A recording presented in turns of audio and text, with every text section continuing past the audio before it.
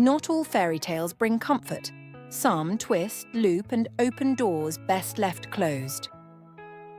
Fairy Tales That Should Not Be Read is a collection of strange, whimsical, and slightly unsettling stories. They don't give easy answers. They make you think. They don't entertain. They transform. Why shouldn't they be read? Because they linger. Because they change you. Step into a world where reality bends. Listen carefully. The Bridge of Mrs. Fussington. Why does our mind cling to the past?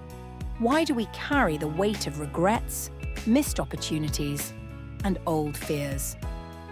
In this episode of Fairy Tales That Should Not Be Read, we explore the whimsical yet deeply insightful story of Mrs. Fussington, a woman who spent her life dragging a heavy sack of worries. How can we free ourselves from unnecessary mental burdens? How do we let go of the past and embrace the lightness of the present? This story is a metaphorical journey through the psychology of anxiety, control, and perfectionism. Get ready for a magical yet thought-provoking tale about emotional balance, mindfulness, and the power of letting go. She crossed the bridge again, but this time the road felt shorter. The sun shone warmly, the bridge didn't creak, and the wind played with her hair. When she reached the other side and turned around, the bridge was gone. But this did not surprise her at all, because Mrs. Fussington no longer carried her sack of worries. Moral: if something feels unbearably heavy, take another look. Half of it may just be old leaves that were meant to be let go long ago.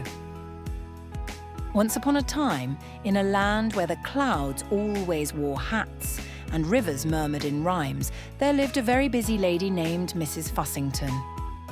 She was the busiest of them all, always dragging behind her an enormous sack of worries.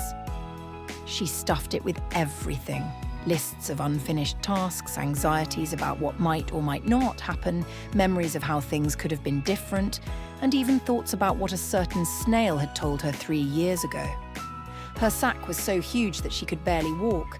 She tripped over rocks, stumbled over her own hem, and grumbled endlessly. Oh, what a mess! Life is so complicated. One day, as she tried yet again to haul her worries across the Great Gloom Bridge, disaster struck. The sack got stuck right in the middle. "Oh no!" cried Mrs. Fussington. "I can't move forward and I can't go back." "Well, why not just leave the sack here?" a voice suggested. Mrs. Fussington turned and saw a cat's shadow sitting beside her. It was a very peculiar shadow since there was no actual cat in sight.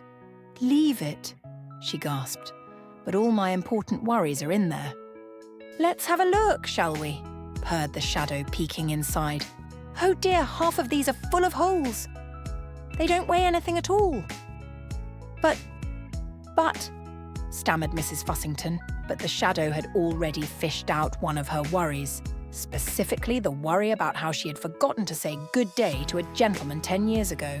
It was tiny, light as a feather. The shadow blew on it, and it floated away into the sky. "Hey!" protested Mrs. Fussington. "Oh, and what's this?" The shadow pulled out another one, this time a dry, crumbling leaf. "Ah, thoughts about what might have happened if you had taken a different path that day." "Well, yes," Mrs. Fussington muttered. "Look at it, dry as last year's wind. Why are you still carrying it?" The shadow tossed the leaf into the air, and it twirled happily before vanishing into the evening light. "But what will I carry now?" she asked in confusion. "You may keep only what is truly important, but it should be as light as a cloud," said the shadow gently. Mrs. Fussington looked down at her sack. It was so much smaller now. She hesitantly tried to lift it, and for the first time in years, it felt light. "Oh," she gasped.